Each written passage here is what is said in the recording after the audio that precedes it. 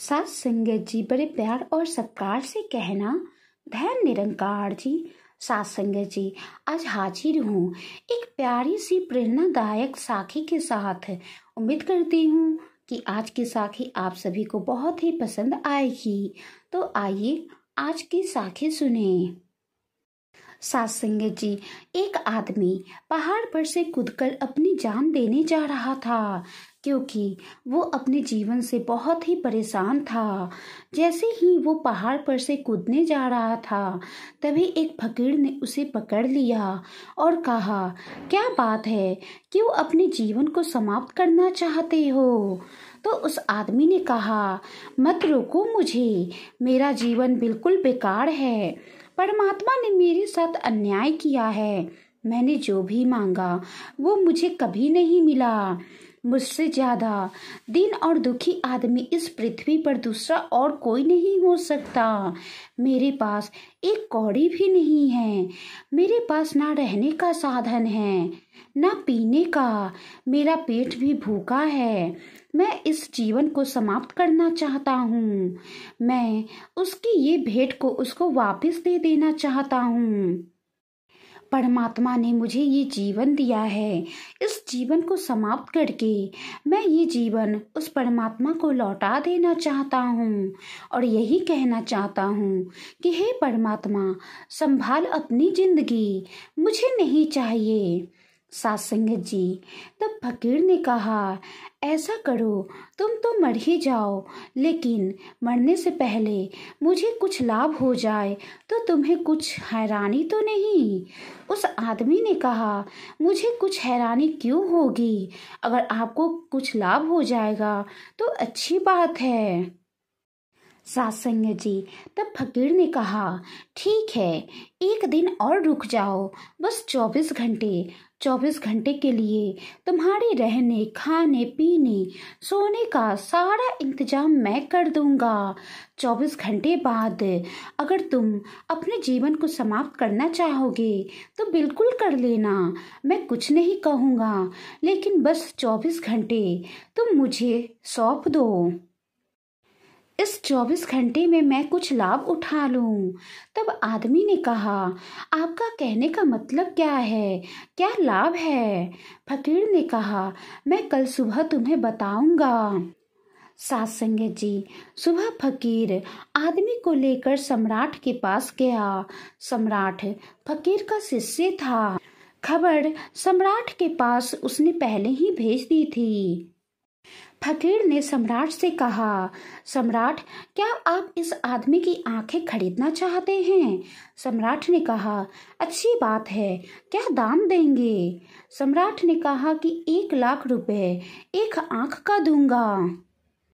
सास संगत जी, वो आदमी जो अपना जीवन समाप्त करने जा रहा था, वो तो भूल ही गया मरने की बात, और उसने कहा, हद हो गई, मेरी आंखें क्या तुमने समझ रखा है? मैं अपनी आंखों को क्यों बेचूंगा? लाख क्या, तुम मुझे करोड़ों रुपए भी दोगी तो मैं अपनी आंखों को तुमसे नहीं बेचूंगा।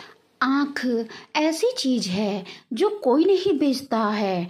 होश में तो हो, आप सम्राट हो तो अपने घर के सम्राट हो, अपने नगर के सम्राट हो। आपका हुकूमत मेरे ऊपर नहीं चल सकता। सास संगत जी, अब वो आदमी बहुत ही गुस्से में आ गया।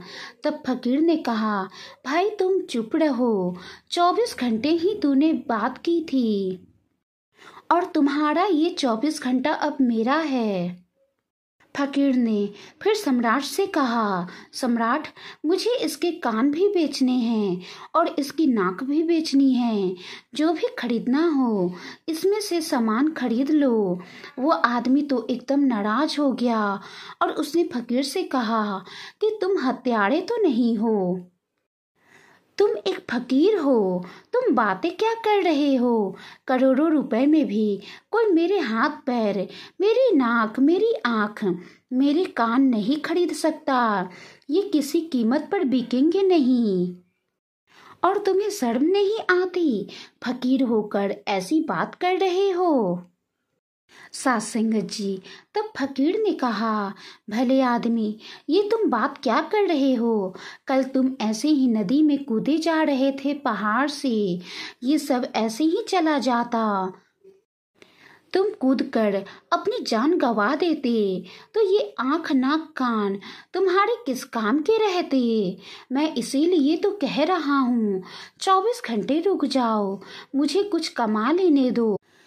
तुम तो इसे बेकार समझ रहे हो, तुम्हें इसकी कीमत मालूम ही नहीं है, तभी तो तुम अपनी जान देने जा रहे थे। अब तक तुमने कभी सोचा था तुम्हारी आंखें की कीमत लाखों रुपए हो सकती है?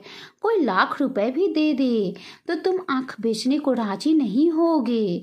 इसके लिए तुमने कभी परमात्मा को धन्यवाद दिया था? कोई तुम्हें तुम्हारे नाक और कान के करोड़ों रुपए देंगे तो भी तुम इन्हें बेचने के लिए राजी नहीं होगे। इतने प्यारे आंख नाक कान परमात्मा ने तुम्हें दिए हैं, तुमने कभी भी परमात्मा का धन्यवाद दिया?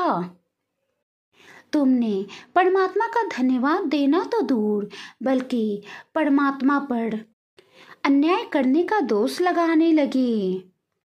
सत्संग जी, फकीर की बातों को सुनकर वो आदमी चौंका और होश में आया।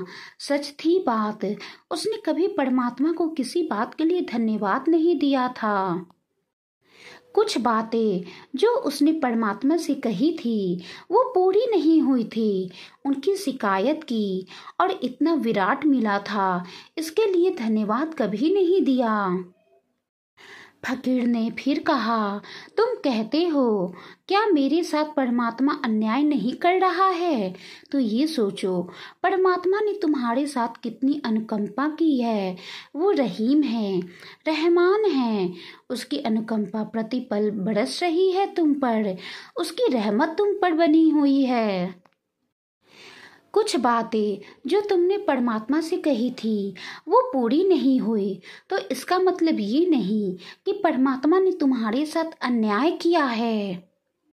जो बातें पूरी नहीं हुई वो तुम ये सोचो कि शायद वो तुम्हारे लिए अच्छी नहीं थी, और परमात्मा ने तुम्हारे जीवन में कितना कुछ दिया है उसके लिए धन्यवाद करो।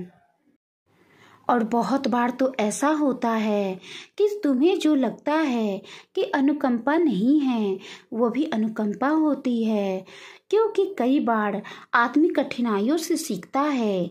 सत्संग जी, कई बार सूलियों के पीछे ही सिंहासन छिपे होते हैं, कई बार अभिशाप के रूप में वरदान आता है। इसीलिए परमात्मा से शिकायत करना छोड़ें और परमात्मा का हमेशा धन्यवाद करें, क्योंकि वो जो करता है सही करता है, हमारे अच्छे के लिए करता है। अगर हमारी कोई मुराद, हमारी कोई इच्छाएं पूरी नहीं हुई तो इसके लिए परमात्मा से तर्क वितर्क ना करें, परमात्मा पर दोष ना लगाएं, क्योंकि परमात्मा ने हमारे लिए जो सोच कर रखा है वो अच्छा ही सोचा है। वो जो करेगा अच्छा करेगा, उसके रजा में हमेशा राजी रहें तो जीवन हमेशा खुशहाल रहेगा। सत्संग जी, वाणी में कोई गलती हो गई हो तो बख्श लेना जी। आज की साखी के बारे में आपकी क्या राय है? कमेंट बॉक्स में ज़रूर बताइएगा। साखी को लाइक करें, ज़्यादा से ज़्यादा शेयर करें। सत्संग जी, प्यार नाल कहना, धन निरंकार जी।